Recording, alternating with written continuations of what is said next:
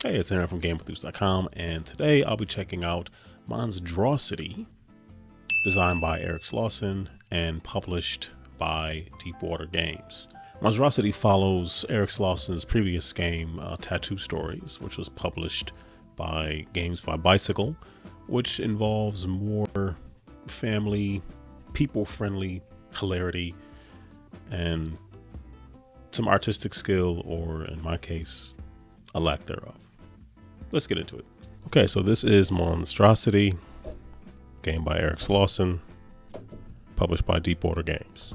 This is it. It's the box. And if you're wondering why it looks like it's sort of elevated, why it's not completely on a flat surface entirely, it's because it was on top of the box of the expansion. Expansion called Cute Creatures. I have not sat down and compared every single creature from both of these boxes to assess the relative cuteness and how they all balance out, but rest assured there is so much uniqueness and weirdness in both of these boxes, let me tell you. To be completely honest, I have not actually opened everything. Like, I opened up a good number of the cards the game came with, and even this one has a warning. It actually says, we urge you to not look at the contents of this deck until you're ready to play. When you're ready to play, remove the card, shuffle the deck face down, and the witness will draw the first card from the deck. So, interesting. And I do believe that this pack here actually is what comes in the expansion Cute Creatures. So needless to say, there's plenty of content here. There are plenty of cards with strange and weird creatures on them to draw. The game is playable from 3 to 8 players, so the game does come with 8 pretty good dry erase markers. And then, of course, you have your boards.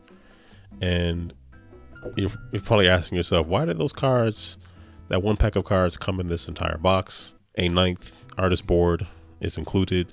So with the expansion, you can play up to 9 players. And you have a board here for all the players and how many cases they've closed as the game goes on, and then their total score. So how the game works is like this.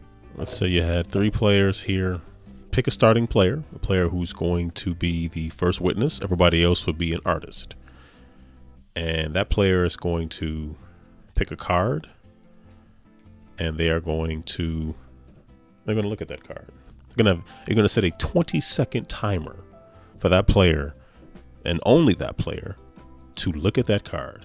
And what that player is going to do is focus on key features: number of legs, number of eyes. Color is irrelevant, just because you draw with a black dry erase marker. And they're going to have 20 seconds to do so.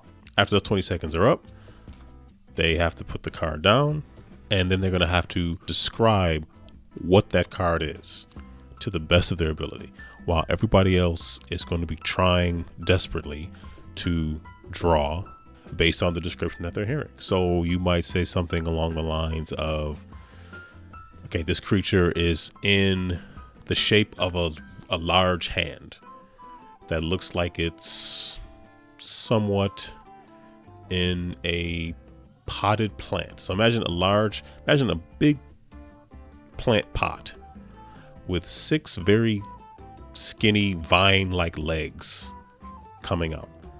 And the creature itself is in the shape of a hand, like it's up giving a high five. And on the top of each finger is an eyeball. And the fingers are not necessarily complete. The fingers are somewhat segmented. It's almost like there's flesh, a space with bone, and then more flesh at the top of just about every finger on that hand. And on the palm of the creature, where the palm would be, was like an open mouth and a tongue hanging out. And the person would have about 2 minutes, and the rules all say, hey, maybe get the person 2 minutes and 20 seconds, whatever. But as you keep playing, 2 minutes is normally is what the rules say. But as you know, people new to the game, maybe give them a little bit more time based on the people you're playing with, the ages, things like that. and they're going to describe the games. They're going to describe the monster as best as possible until time runs out. Now time is out. At that point, the witness is going to flip over the card and reveal it. And I mean, literally, you saw me look at this, and then I described it as best I could. It looks like a hand coming out of sort of a plant pot with 6 legs and eyeballs on all of the fingertips. Oh, and I did miss something. It's only a fleshy.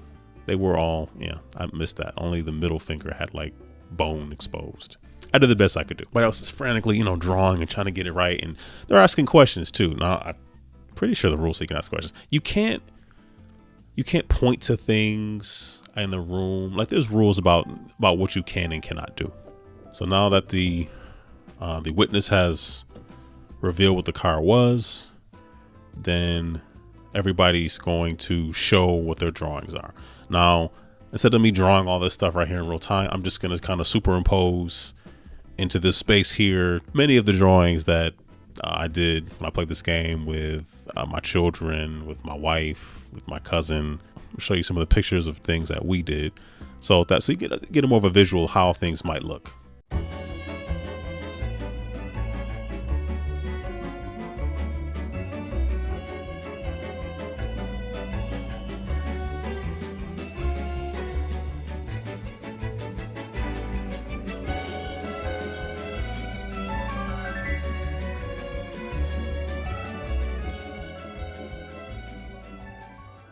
So at that point, the witness is going to look at what everybody has drawn, and they're going to take their player board, which would have nothing on it because they were witnessing, they weren't drawing, draw the number of the player who they think did best. So if I think 9 did the best, I'll just put a 9 on my board and put it down. At that point, everybody else is going to vote on whose drawing they think best represented what the actual creature looked like, or whatever they like best, however you want to call it, whatever one they're voting for. And instead of writing it down, they're just going to put their fingers up. If people aren't able to do that, then people aren't able to actually use their fingers to do that or what have you. You can always just write it on one of the whiteboards or find some other way to communicate which one you're voting for. Let's throw a 4th player in here. So 3 players gets interesting because you can't vote for yourself. So you're always going to be voting for the other player. So 3 gets interesting. So 2 players voted for 9. So 9 is going to get a point on the board here. And then whoever the first witness is going to show and reveal who they picked. Now, if who they picked also matches the person who was picked by most of the other artists, they get a point. Every round, one artist is going to get a point, and the witness has an opportunity to get a point if they happen to pick the most popular picture that everybody else picked as well, which is why they choose flip over so nobody can see. So you can't game it that way.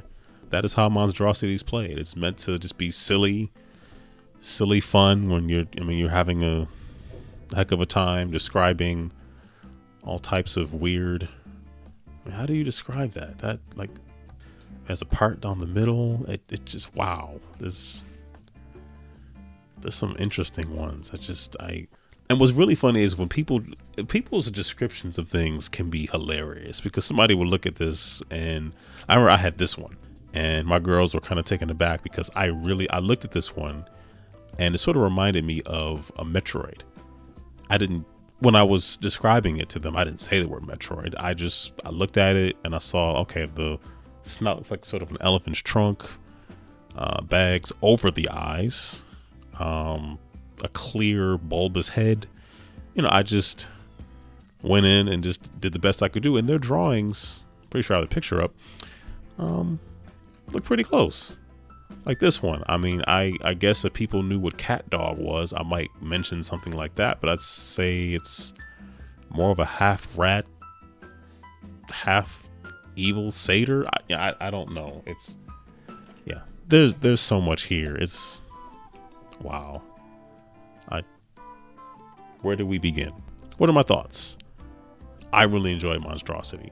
I was a big fan of, and still am, of Eric Slauson's previous game, tattoo stories where you were trying to draw a tattoo and sell it and pitch it and things like that. So having played this is, this is definitely in that same wheelhouse of party game friendly kind of thing where people are just having a good time. There's a lot of silliness in here, and and there's memorization because it's, you want to be able to describe cars as best as possible. Sure, when this card came up, one of my children said it looks like No Face with his mouth open. Now, my cousin didn't know who No Face was because she never saw Spirited Away. I still left her at a disadvantage, but that's fine. She drew the rhinoceros, Herculoids alien looking thing better than the rest of us, drew this No Face with its mouth open. It's fun. It is a very fun game. It's light. It's just silly, and it's something that I think could be enjoyed by, anyone who can draw and who can describe, however that might be, and just describe what something looks like, could play this game and have fun with it. Like what is that? It's like what is that?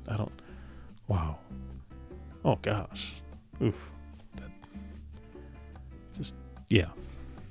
I like this game. It's fun. So I don't know. We had fun with it. We will continue to have fun with it. MonsDRAWsity, Eric Slauson, many contributing artists. So it's gonna do it for me. Thank you for watching. Take care. Stay safe. Wear a mask. Be blessed.